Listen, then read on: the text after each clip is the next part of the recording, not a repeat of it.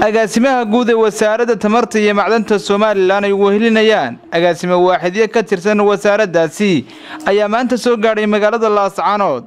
waxaana agaasimuhu dhagax dhigay wajigii labaad ee mashruuca Laydhka Solarka cadceedda ku shaqeeya oo laga hirgelinayo xaafadaha kala duwan ee magaalada Laascaanood iyadoo wajigii koowaad ay horay wasaaraddu uga hirgelisay magaalada Laascaanood iyo sidoo kale deegaanada hoostaga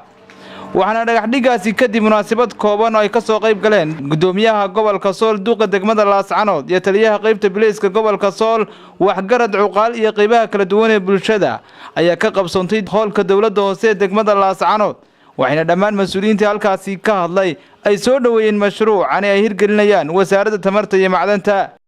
wasaaradda tamarta iyo macdanta ayaa waxay inoo daahfuri doontaa agaasimaheeda guud ama inoo dhagax dhigi doonaa muxuu ahaayay solar streetadii muxuu ahaayay magaalada Laascaanood fayskii labaad maantana waxay keeneen 75 xabo wasaaradda tamarta iyo macdantu iyadoo oo hawsha uga jeeda qurxinta magaalada security-ga iyo ganacsiga intaba marka koowaad waxaan ku nimi intii hore bariga la sameeyay in la dayactiro qodobka labaad ee maanta ku nimina waxa weeyii mar kale in maanta magaalada lagu wareejiyo wixii lagu dayactiri lahaa lagu fuulayay muxuu ahaayeen bahalka dariiqyo cusubna soo baxeen oo qaarkood ay mugdi yihiin in la sameeyo waxa weeye 75 xabo oo kale loo sameeyo muxuu ahaa magaalada Laascaanood waana bushaaro runtii wanaagsan waan idinku soo dhaweynaynaa baahida solarka ee iftiinka magaaladuna inta waa ka baaxad weeye laakiin intii hore noogu qabateen iyo intaad wadaan noo dayactira cid kasta oo wax noo qabanaysana gacmo furan baan ku soo dhaweynaynaa wixii hore noo qabtayna waa ka mahad celinaynaa waxaan dambena waa qaadanaynaa waxaan uga mahad celinaynaa wasaaradda inay 6 lambadood hore noo qabatay maantana 75 bay noo wadaa waxaan kala soo dhaweynaynaa wasaaradda noo timi wax qabadka noogu timi awal u timi waxaan ku soo dhaweynaynaa gacmo furan iyo indho furan iyo qalbi furan aad iyo aad baan u soo dhaweynaynaa wax qabadkan waana loo baahan yahay waana ka mahadnaqaynaa waxaan leenahay waftigana soo dhawaada waa gobolka Laascaanood gobolka in badan baa la amni maaha maanta maruu ka amni badan yahay ma jirto waa amni wax kasta waa laga qaban karaa bulshada gobolka ku nool waxay u soo jeesatay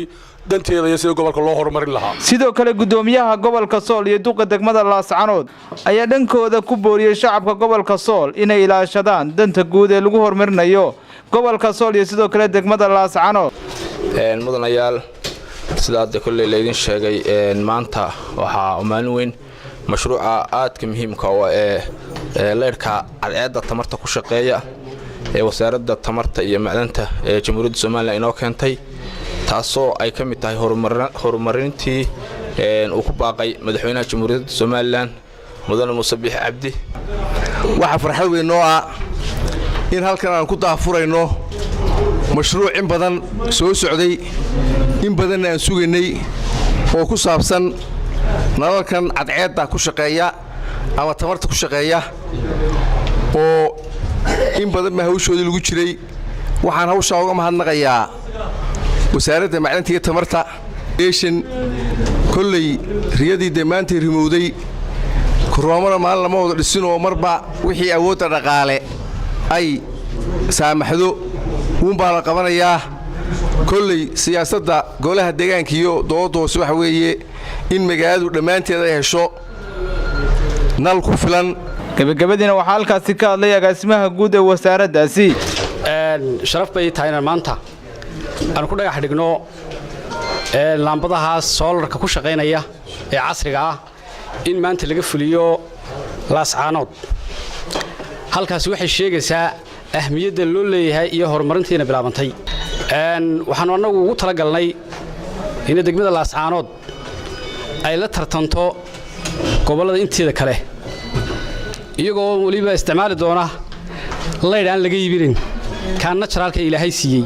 ay ka faa'iideysan doonaan waa Maxamuud Aadan Askar Maxamuud Guray Saab TV magaalada Laascaanood